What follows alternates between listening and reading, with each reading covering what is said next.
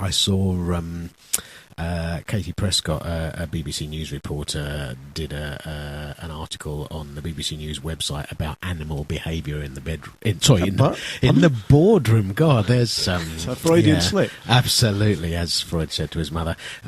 Animal behaviour in the boardroom, and I thought, this will be about different types of people, but what it's talking about is actually animals, as in monkeys. There is a zoo in Chester, and local businesses can now go there to observe the monkeys, and then, as it says here, well done, Katie, as it says here, then ape it in the boardroom in the first management course of its kind in the UK.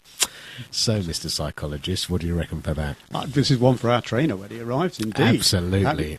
Has he got any monkeys in his group? But I don't know. It depends what you observe. Are they going to get into things like you've got the big alpha male in every boardroom who bangs the table and beats his chest? They get into that sort of stuff? Maybe, but that's what it doesn't really go into too much in the article here, but it says that understanding monkeys can help you or chimpanzees, because they have both at Chester Zoo, lucky people, can help you get a handle on relationships between people at work. And, I was going to say everybody, I shouldn't speak for everybody. Lots of people have looked closely at working relationships. They look at things like emotional intelligence and the like, and people think about how can I best manage my team and get the most out of them and help them to be the best.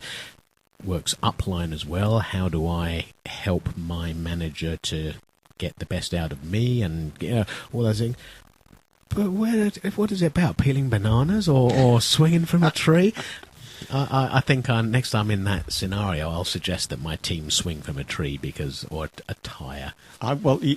You see, what I would do if somebody said to me, "Here's a zoo and here's some apes, and you've got to make this relevant to this bunch of boardroom people," I'd use it as a metaphor and ask them to figure out. Now, the fact that that particular one has chosen to swing in a rubber tyre, what's the equivalent of a rubber tyre in your boardroom? And let them think about it.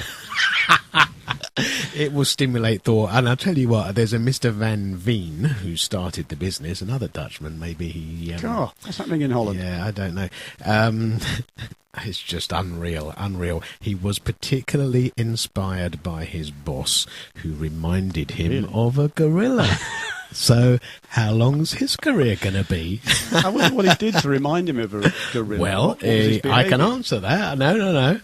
He was about 2 meters tall. He was huge, as well as being 2 meters tall. And he had small glasses. Let me ask you a question, Mike.